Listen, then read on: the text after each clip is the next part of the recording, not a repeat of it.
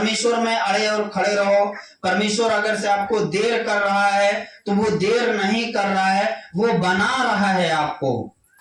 जानते हैं किसी चीज को बनाना है ना, जैसे मट्टी होता है ना, उसको मट्टी को जमीन में से निकाला जाता है, उसके अंदर से जो कंकड़ होता है ना, उसको एक कुम्हार निकालता है, उसको अलग अलग करता है, उसको सानता है हाथों से पानी डाल डाल के, कि उसके अंदर कंकड़ ना पाए जाएं। अगर कंकड़ पाए जाएंगे तो वो किसी प्रकार का बर्तन नहीं बना पाएगा।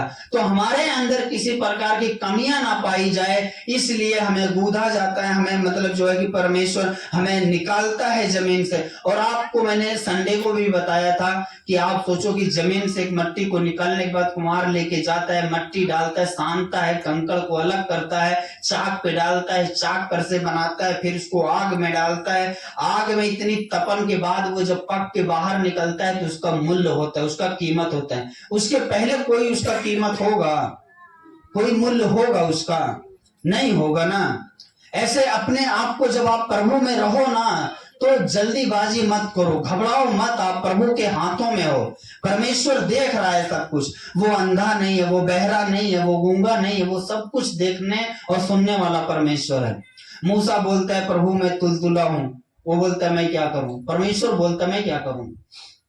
मैं तो बोलता हूं जा मेरे लोगों को छुड़ा, मेरे लोगों की अगुवाई कर, मेरे लोगों को जा निकाल, समुद्र दो भाग कर, आसमान से ओले गिरा, इजरायलियों के पैलौठों को मार, नदी को तो पूर्ववृत्ति से जो है कि लहू में बदल दे, सारी मछलियां मर जाए, मेढकों को पूरे गांव में भेज दे, मैं तुझे सामर्थ और अधिकार देता हूं। वो बोलता है मैं तुलतुला हूं, परमेश्वर बोलता है मैं क्या करूं? परमेश्वर नहीं सुनता उसकी प्रॉब्लम। हालेलुया। लेकिन बाद में आप देखो कि परमेश्वर उसके तुलतुलेपन को दूर नहीं करता है, लेकिन परमेश्वर उसको इतना इस्तेमाल करता है, इतना इस्तेमाल करता है, जितना आज तक हम उसकी चर्चा और उसकी प्रशंसा करते चले आए हैं। हालेलुया। उसकी प्रॉब्लम खत्म है, और शायद उसी प्रॉब्लम के वजह से वो परमेश्वर को मानता था। बाकी मूसा को आप बताइए, इजरायली तो 20 लाख थे, मूसा को ही क्यों चुना? मूसा तो मिस्र में भी नहीं था, मूसा तो भाग के दूसरे देश में रहता था, उसको क्यों चुना परमेश्वर ने? परमेश्वर अगर से आपकी प्रॉब्लम खत्म नहीं कर रहा है तो अपनी जिंदगियों में इस्तेमाल हो आप परमेश्वर के लिए। आप देखो मेरे जिंदगियों से परमेश्वर का काम हो रहा है कि नहीं हो रहा है, मैं परमेश्वर की महिमा के लिए यूज हो रहा हूं कि नहीं हो रहा हूं। जिद मार के मत बैठ जाओ, ठान के मत बैठ जाओ। आप एक बात मुझे बताओ कि आप अगर ठान के बैठ जाओगे हड़ताल करके कि मुझे चर्च नहीं जाना, मुझे प्रार्थना नहीं करवाना, मुझे प्रार्थना नहीं करना, मुझे उपवास नहीं रखना, मुझे परमेश्वर में कुछ नहीं करना, आप ठान के बैठ जाएंगे, क्या स्वर्ग में सन्नाटा हो जाएगा? स्वर्ग में आराधना होना बंद हो जाएगा? सारे स्वर्गदूत नीचे उतर आएंगे आपको मनाने के लिए? नहीं आएंगे ना, कुछ नहीं हिलने वाला। आप देखो कि न जाने हजारों सैकड़ों निर्दोष ऐसे मारे जा रहे हैं डेली, जिनका कोई जुर्म नहीं है। आज तो इंसान को फैसला करते हैं, इनको कल मार देंगे, परसों मार देंगे। क्या ये प्रभु की मर्जी है? हम तो बोलते हैं नहीं, प्रभु की मर्जी से सब कुछ हो रहा है। प्रभु की मर्जी से ये नहीं हो रहा है। प्रभु की मर्जी से तो हमारी आपकी शादी नहीं होती है, तो कहां से? मतलब परमेश्वर ने तो बाइबल में जो विवाह होता है, जो कहते हैं नहीं प्रभु ने जोड़ा बनाया, प्रभु ने तो वो भी नहीं किया है। हालेलुया। ये गलतफहमी है, ये इंसान करता है, और इंसान के अधिकार में परमेश्वर ने पृथ्वी को दिया था, इस बात को समझो।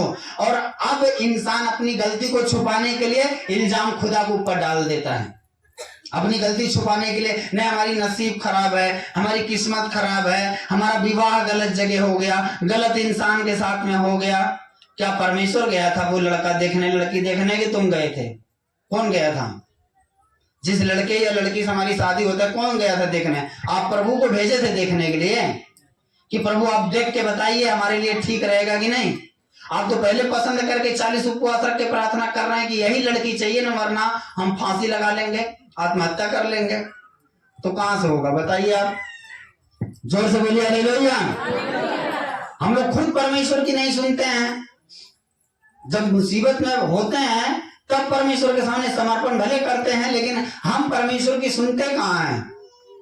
परमेश्वर ने इसीलिए ऐसा स्वर्गदूत दिया था, और वो मैं आज तीसरी बार चर्चा कर रहा हूं मूसा के बारे में, कि परमेश्वर से ज्यादा बकवास करता था मूसा, इसीलिए ऐसा स्वर्गदूत दिया था कि उसके सामने बकबक मत करना, क्योंकि वो तेरा अपराध क्षमा नहीं करेगा। उसके सामने बकवास मत करना। बहुत सवाल जवाब करता था परमेश्वर से मूसा, नहीं सुनता था मूसा परमेश्वर के। परमेश्वर बोलता था जा ये कर वो कर, नहीं करता था। अगर परमेश्वर बोलता था नहीं मैं माफ नहीं करूंगा इनको, इन्होंने बहुत बड़ा पाप किया है, बछड़ा बनाए पूजा किया है, मुझे छोड़ के इन्होंने गलत चीज किया है, मैं मार दूंगा इनको, परमेश्वर से लड़ जाता है, कहता मेरा नाम अपने डायरी में से काट दो। फिर अब बताओ इसमें ये झगड़ा वाली बात है कि नहीं? परमेश्वर बोल रहा है मैं इजरायलियों को मार दूंगा, तेरे द्वारा मैं वंश पैदा करूंगा और तेरे द्वारा मैं ले आके कनान में बसा दूंगा। उसको खुश होना चाहिए। वो बोलता है नहीं अपने डायरी में से मेरा नाम काट दो। वो कहता है क्यों? वो कहता है तो फिर आप इनको माफ करो। वो कहता है कि ठीक है मैं तो एक धर्मी को नहीं मार सकता, तुझे तो नहीं मार सकता, इनको मैं परमेश्वर का तू दास है, मेरा दास है, मैं तुझे तो नहीं मार सकता, लेकिन मैं तेरे वजह से इन्हें माफ करता हूं, लेकिन मैं जब दंड दूंगा तो अगला और पिछला दोनों बराबर करूंगा। हालेलुया।